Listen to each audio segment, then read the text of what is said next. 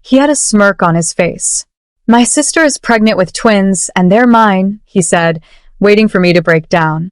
For 8 years of marriage, he and his mother had humiliated me for not giving them an heir. They thought this ultimate betrayal would destroy me, leaving me entirely penniless and broken. But instead of crying, I calmly looked at him, smiled, and said, "Congratulations. Let's sign the divorce papers." Everyone thought I had completely lost my mind, including his arrogant mother, who cheered when he left me for my own sister. But their victory celebration cut short at the final legal hearing. When my former mother-in-law saw what I actually left them in my departure, her face went entirely pale. She turned to her son, trembling, and whispered, "Wait, she didn't tell you."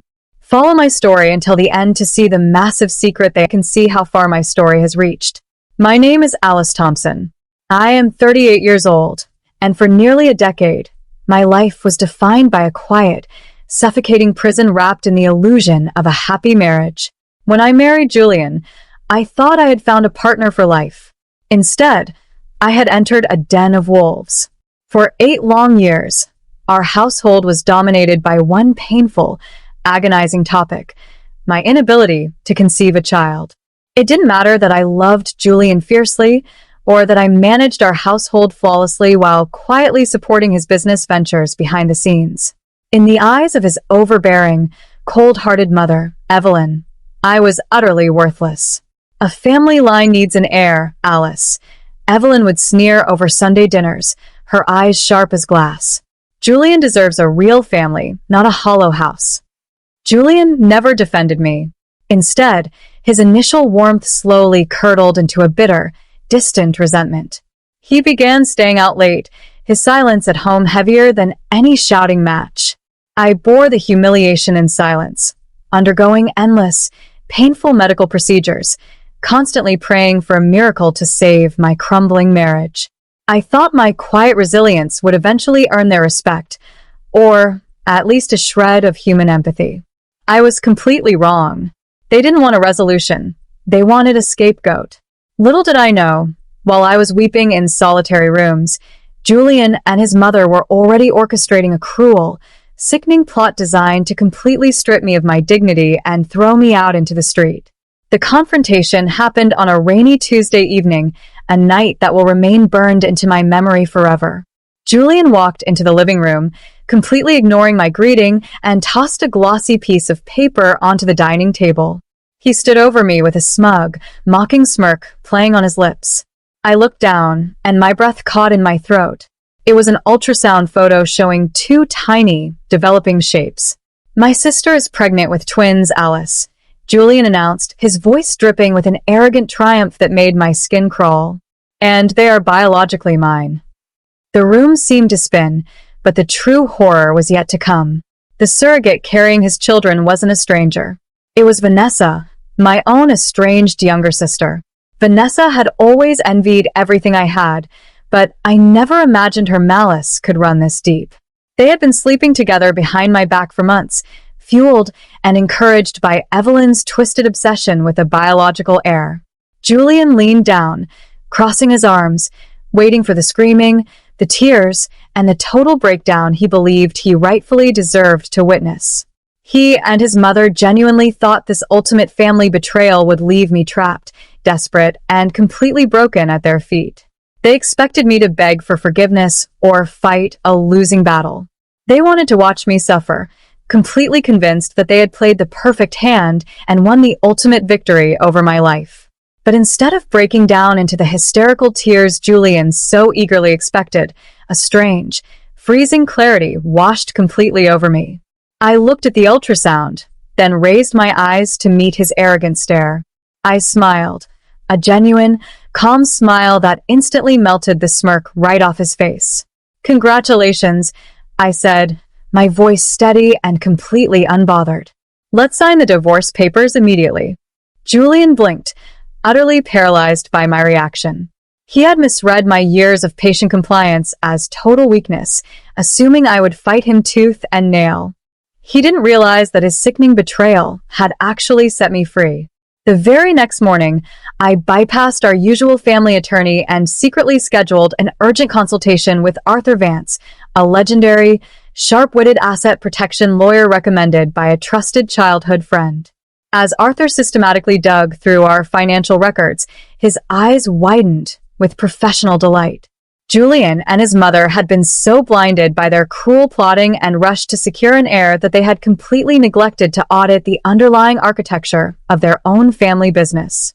Arthur uncovered a monumental, catastrophic vulnerability in Julian's personal finances, a massive legal oversight that changed the entire playing field.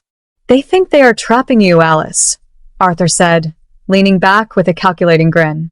"But they have just handed us the keys to their complete undoing. Say absolutely nothing, agree to their swift terms, and let them walk straight into the trap." The atmosphere inside the conference room was thick with tension, but I walked in holding my head high. Julian and Vanessa sat side by side on the opposite side of the table, holding hands with a smug, sickening display of affection. Behind them stood Evelyn, looking down at me like a victorious queen who had successfully banished an unwanted peasant from her kingdom. Their expensive attorney slid the finalized divorce decree and asset division paperwork across the polished mahogany wood. "We've left you your personal vehicle and a small cash settlement to help you move out, Alice," the lawyer stated smoothly, his tone dripping with a patronizing pity. "Julian retains full ownership of the primary properties and the core family estate, as requested." Julian smirked, leaning forward to whisper loudly enough for everyone in the room to hear. "Sign it, Alice. Don't embarrass yourself by dragging this out. You have nothing left here, anyway." Vanessa giggled, looking down at her manicured nails, completely unbothered by the fact that she had destroyed her own sister's life. They genuinely believed they had stripped me of my dignity, my home, and my future. They expected a hesitation, a tear, or a final plea for mercy. Instead, I pulled a sleek black pen from my purse. With a perfectly steady, knowing hand, I signed my name across the dotted lines without reading a single word out loud. I looked up, locked eyes with my former mother-in-law, and smiled. They mistook my absolute calm for total, crushed submission. They had no earthly idea that my signature was the final spark needed to detonate their entire world. The victory celebration at the family estate was short-lived. Julian, Vanessa, and Evelyn returned home directly from the lawyer's office, completely ecstatic, pouring glasses of expensive champagne to toast the bright future of their upcoming heirs. Evelyn sat comfortably at the head of the dining table, eagerly pulling the finalized legal papers from her designer leather bag to review the official asset transfer clauses. She wanted to savor the exact details of how they had successfully stripped me of everything. Julian leaned back in his chair, laughing, boasting about how easily I had surrendered without a fight. But as Evelyn's eyes scanned down the third page of the decree, her triumphant smile completely vanished. The room went deathly quiet. Julian noticed her hands beginning to tremble violently, the expensive paper rattling in her grip. The vibrant color drained entirely from her face, leaving her looking sickly and aged. "Mom, what is it?" Julian asked, his voice losing its confident edge as he watched her chest heave. "We got the house. We got the properties. Why do you look like that?" Evelyn didn't answer him right away. She stared at the legal stamp on the page, her lips parting in utter disbelief. The cold realization of what had just occurred washed over her like an icy wave. She slowly raised her head, looking at her son with a gaze full of sheer, unadulterated horror. "Julian," she whispered, her voice cracking under the sudden weight of a catastrophic panic. "Wait, she didn't tell you. What are you talking about, Mom?" Julian demanded, snatching the legal decree straight out of her shaking hands. He scanned the pages frantically, his eyes landing on the corporate disclosure clauses attached to the back of the agreement.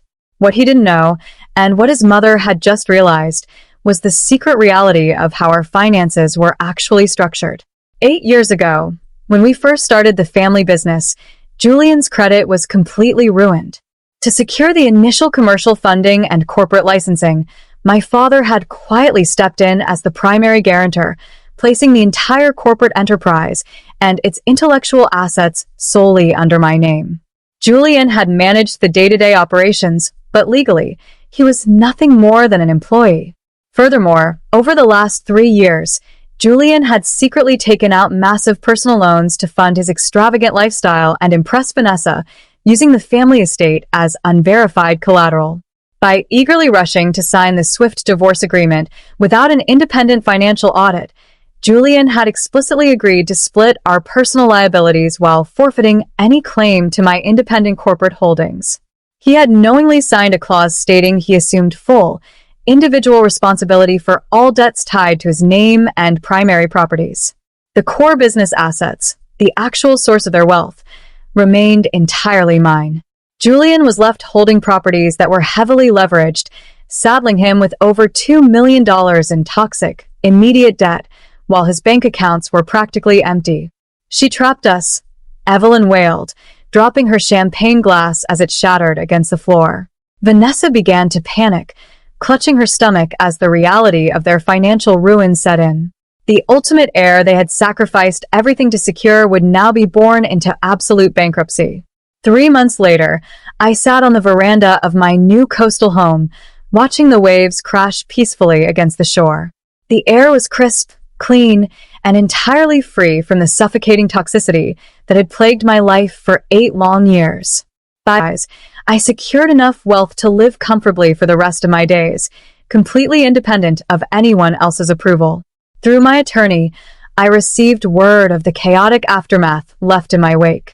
Julian was forced to file for corporate bankruptcy after his creditors immediately called in the massive leveraged loans on the estate. Unable to afford the heavy mortgage payments, Evelyn was evicted from her beloved home and forced to move into a cramped, rented apartment. Vanessa, realizing the wealthy lifestyle she had desperately plotted to steal had completely vanished, abandoned Julian before the twins were even born, leaving their fractured family drowning in legal battles and bitter mutual resentment. Their greed had delivered its own perfect punishment. Now, I am curious about all of you who have followed my journey until the very end. What would you have done if you found yourself standing in my exact shoes? Have you ever had to face a shocking family betrayal and below? Meanwhile, I am leaving 2 other incredible, surprising stories right here on the screen that I know you